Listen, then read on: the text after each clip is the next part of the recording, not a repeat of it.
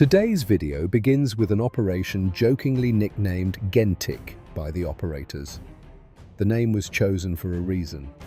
The target was not a bunker or an armored vehicle, but something much simpler and, in today's war, often far more valuable. A building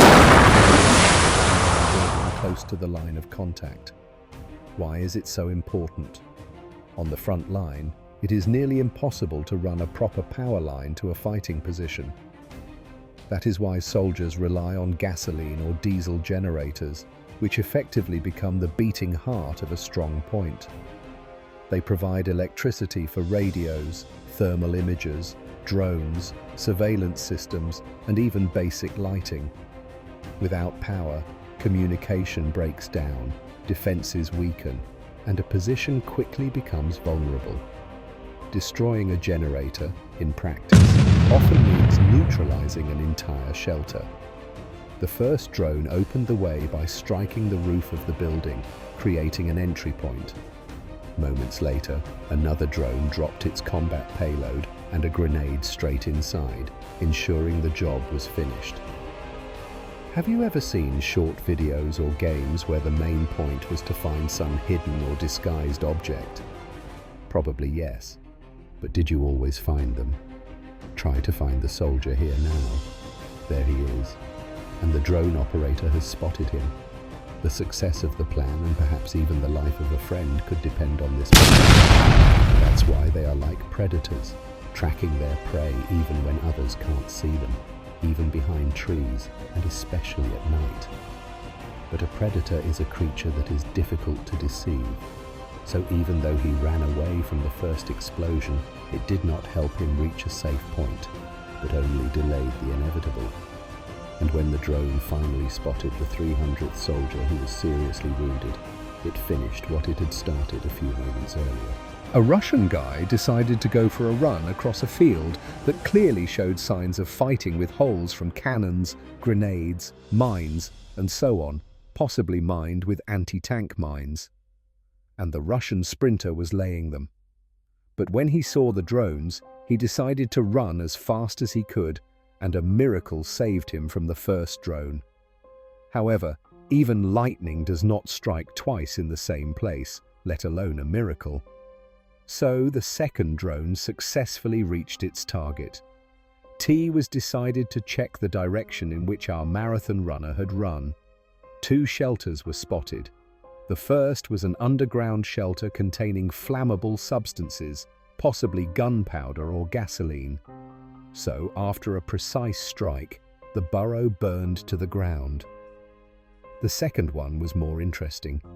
It was a house with provisions and part of the ammunition, something similar to the house with the generator. And here, thanks to the friendly work of 2 operators, they managed to literally blow up the building, one making an entrance hole, the other detonating from the inside. The charge was not that large for such an explosion. So, it is most likely that ammunition, rockets, or drones were stored there. If we compare World War I with the present day, one striking difference immediately catches the eye, and it's not drones, artillery, or multiple launch rocket systems. The key change is mobility. Back then, vehicles were a luxury for ordinary soldiers. Even just getting on a motorcycle was considered a small victory, a reason to celebrate. Access to any motorized transport could radically change a soldier's effectiveness on the battlefield. Today, the situation is completely different. Almost anyone can bring a vehicle to their unit to perform combat tasks. In some cases, as we have seen with Russian troops, soldiers simply seize found vehicles and use them. The widespread availability of motorcycles, ATVs, and cars has significantly increased the mobility of ground forces. Every vehicle becomes a potential target.